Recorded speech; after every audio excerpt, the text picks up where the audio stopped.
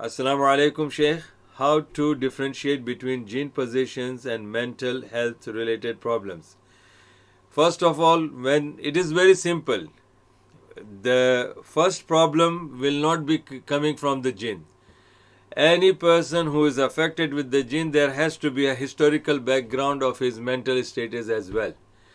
Mental status in the sense that there are people who are making joke of the jinn. They make mockery of the jinn. This is a big mental problem within itself. That people are challenging the jinnat. There are people who are learned people and they say jinn can't do nothing. And subhanAllah, I don't wish bad for them, but if something happens to them, then they will realize it. So this is a mental problem, definitely. Then when you challenge such kind of things and then you demand for it and then you ask for it, then you get a possession of the jinn. But how you can differentiate whether this person is really affected or not, then it requires a proper counseling. It requires proper counseling, not directly reading the ruqya or not directly, because I have seen that there are non-Muslims, medically they are completely fit, mentally they are sound, and they have no concern or belief in the Quran. They're nothing like that, nothing that the Muslims believe. And when they come to you and they say that they have some problems and they believe that there is some spiritual problem, because every religion has got this kind of belief that the spiritual problems are existing. So these people who never even read the Quran, you sit with them for hours and hours, you talk with them, nothing will happen to them.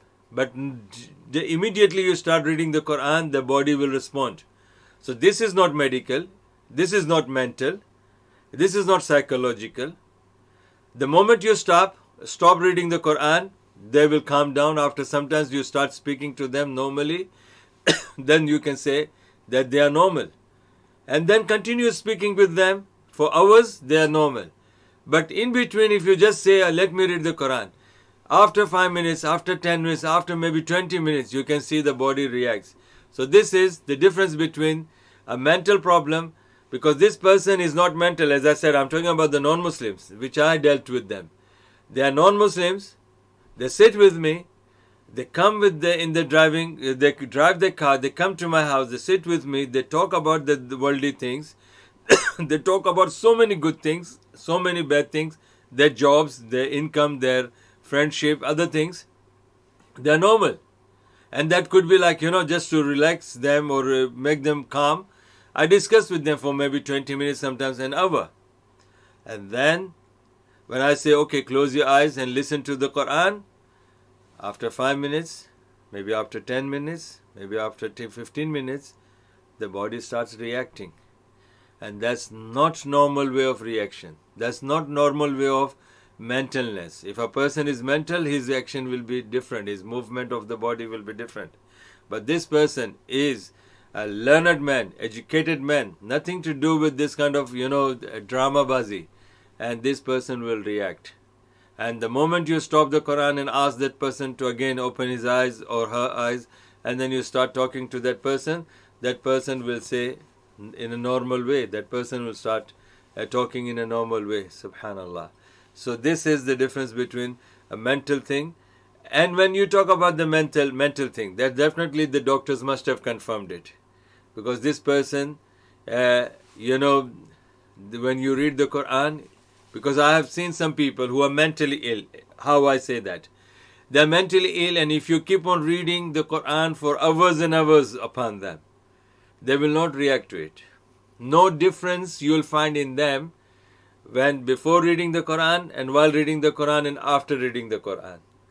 Their attitude, their way of talking, their way of looking, their way of, communication, all these things will remain the same.